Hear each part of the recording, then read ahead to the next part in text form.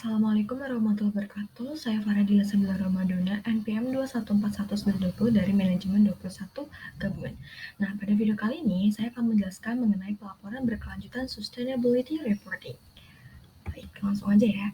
Nah, definisi pelaporan berkelanjutan.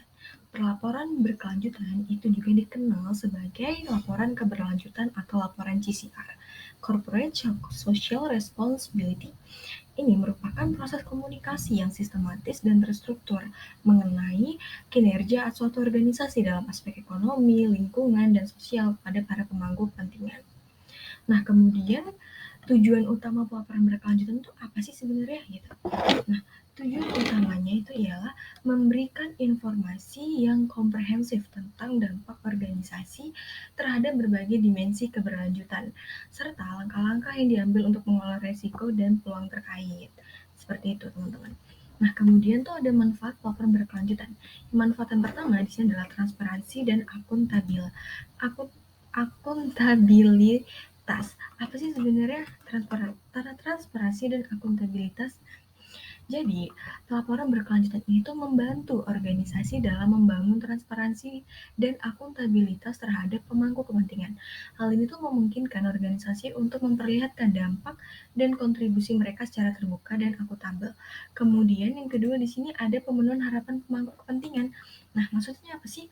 Jadi, pelaporan berkelanjutan ini tuh membantu organisasi dalam memenuhi harapan pemangku kepentingan terkait dengan isu-isu berkelanjutan itu mencakup pemangku kepentingan seperti investor, konsumen, karyawan, pemasok, masyarakat, dan lembaga pemerintah.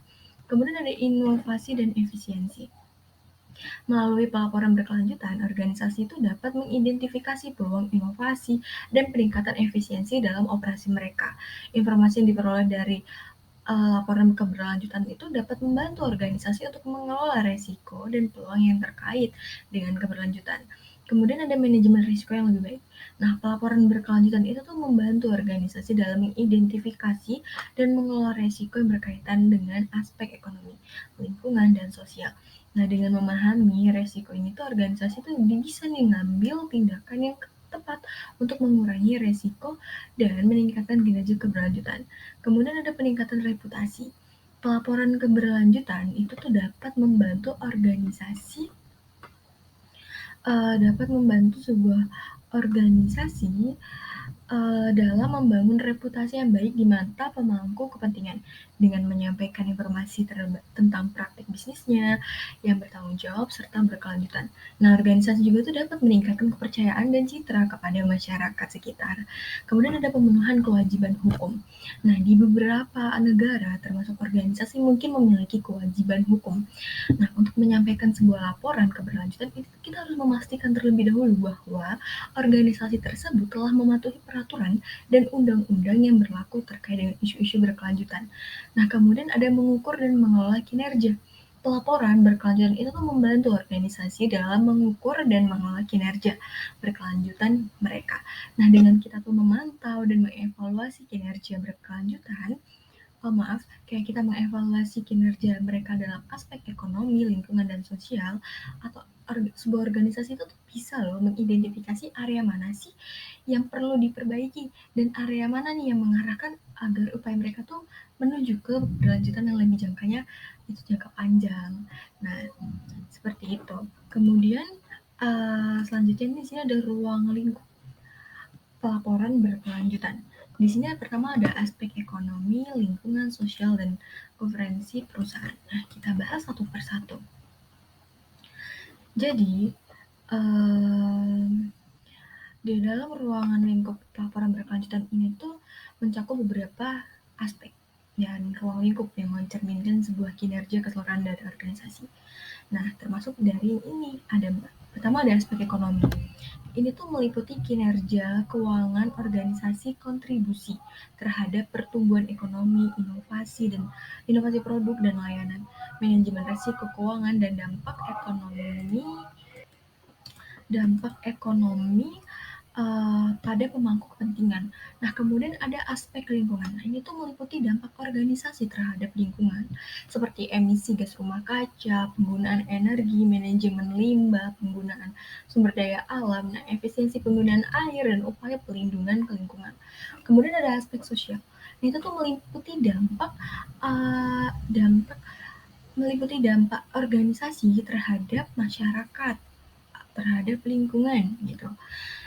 Nah, maaf, terhadap masyarakat, karyawan, terus seperti komunitas lokal, kayak keberagaman dan inklusi, terus ada hak asasi manusia, kemudian keselamatan kerja, hubungan dengan pemasok, tanggung jawab sosial, dan kontribusi terhadap pembangunan sosial. Nah, kemudian yang terakhir ada governansi perusahaan. Ini tuh meliputi tata kelola perusahaan, struktur kepemilikan, terus seperti kebijakan anti korupsi, kemudian kepatuhan hukum, serta praktik pengawasan dan transparansi begitu teman-teman. Nah, kemudian di sini ada standar pelaporan berkelanjutan. Nah, standar pelaporan berkelanjutan di sini tuh ada 4. Yang pertama ada Global Reporting Initiative atau JRI. JRI, mohon maaf. Nah, ini merupakan kerangka kerja yang paling banyak digunakan dalam pelaporan berkelanjutan. GRI itu menyediakan pedoman yang komprehensif untuk melaporkan kinerja organisasi dalam aspek ekonomi, lingkungan, dan sosial. Kemudian ada Sustainability Accounting Standard Board atau SASB. Nah, ini tuh menyediakan kerangka kerja yang fokusnya tuh pada pelaporan berkelanjutan yang relevan untuk industri tertentu. Nah, ini tuh membantu organisasi dalam melaporkan kinerja mereka dalam aspek yang paling signifikan bagi industri mereka. Kemudian ada Integrated Reporting Framework. Nah, kerangka kerja pelaporan terintegrasi menggabungkan aspek keuangan dan non-keuangan tentunya dalam satu laporan yang holistik. Nah, ini tuh membantu sebuah organisasi dalam menyampaikan informasi yang lebih terintegrasi dan menyeluruh tentang kinerja mereka. Kemudian terakhir ada ISO 26000. Nah, ini merupakan panduan untuk internasional seperti tanggung jawab sosial dari sebuah organisasi tertentu tersebut, maaf. Nah, meskipun bukan standar pelaporan, namun panduan ini tuh memberikan pedoman tentang praktik tanggung jawab sosial yang relevan dan dapat dijadikan acuan dalam pelaporan berkelanjutan. Wah, menarik banget ya materinya. Kemudian, wah ternyata sudah di penghujung materi. Baiklah, kalau begitu saya akhiri materi uh, pada materi video yang saya jelaskan. Apabila ada salah kata saya mohon maaf. Saya akhiri wabillahi taufik walhidayah. Wassalamualaikum warahmatullahi wabarakatuh.